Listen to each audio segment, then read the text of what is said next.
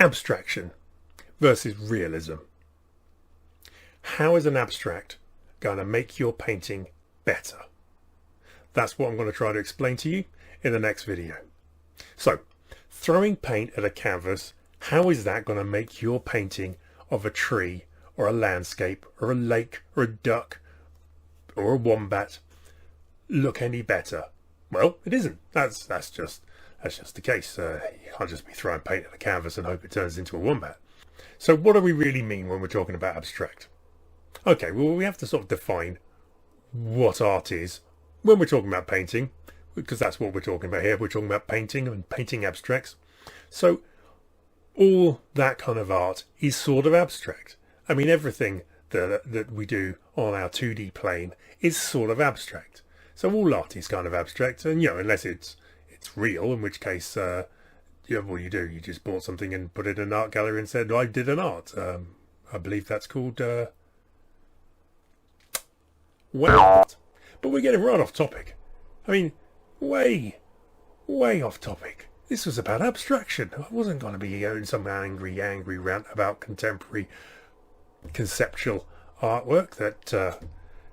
Some of it's all right, to be fair.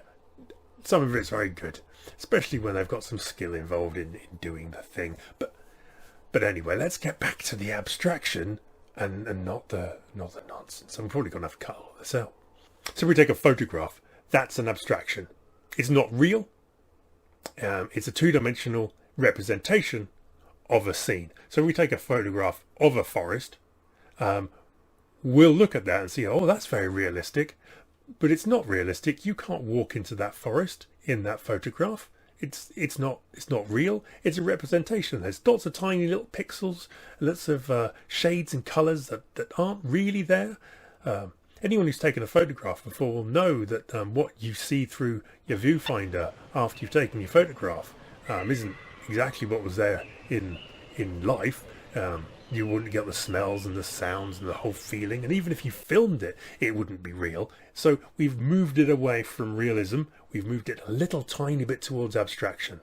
And obviously right on the other end of that is where we do something that's non-representational or only barely representational, where we've depicted something with just lines and angles or maybe just splashes of colour. So from one extreme all the way right across to the other extreme, there is a gradient between those two things. And that's where a lot of painting sits. A lot of landscape paintings often sit in this sort of abstract sort of feel. Turner, who the Turner Prize is named after, if you look at a lot of his paintings, they sit in this sort of mid-ground of being quite abstract. Those blurry images and the wild brushstrokes are quite abstract. I would call them sort of early impressionism. And if you're following my channel, maybe you like that kind of artwork too. So if we want to work towards abstraction in the middle of our paintings, so we get a middle ground between realism, photorealism, and full-on throwing your paint at a canvas abstraction, how to do that is to build from the crazy abstraction upwards. Now, how are we going to do this? Okay, it's all very well saying let's be abstract, but what does that really mean practically? How are we going to achieve it? How are we going to think about it like that? Well, it's quite simple, and simple is the key word here. We're going to simplify our picture. So when we're looking at our landscape photograph, we're going to look at it and try to simplify it. We're going to think about it in the simplistic terms. Now, there's a number of ways of doing this to trick your brain into ignoring the detail. The first of which would be to look at it in a blurred sort of way. So if I take my glasses off, I'll look at this photograph and I'll barely see it because I'm blind. I'm blind as a bat.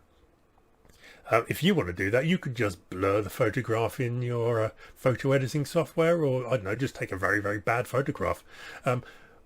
But that's the one way of looking at a scene and having it simplified for you, because you'll only pick out the important structures when you see it in a blurred image. The second way of doing a simplified image in digital mediums is to use a system called posterizing. Now, if you've taken a photograph, whether you've done it on your phone or you've got access to a PC, there should probably be some kind of software that you have access to that can do a simple posterization. And what I mean by posterization is cutting the photograph down to just a few colors. So if I posterize this image and we take it down to just 3 colors, we'll have the dark areas, the light areas, and a mid-tone, and that's all. And if you look at this photograph, you'll see it looks very abstract. We can tell what it is, but it's in its very simplistic forms. There's almost nothing there to grab onto to say, oh, look at all the details. We've got it down to its foundations. And then finally, sketching. It's a staple that any artist needs to learn, whether you go and do that in the field and do a sketch there and then, or you use a photograph and do a sketch from the photograph. It's a good technique to teach you the map of the painting you're going to be doing, and that's the essence of why we're cutting down this stuff. We're building a foundation. You don't build a house from the roof and then build down. That's not going to work.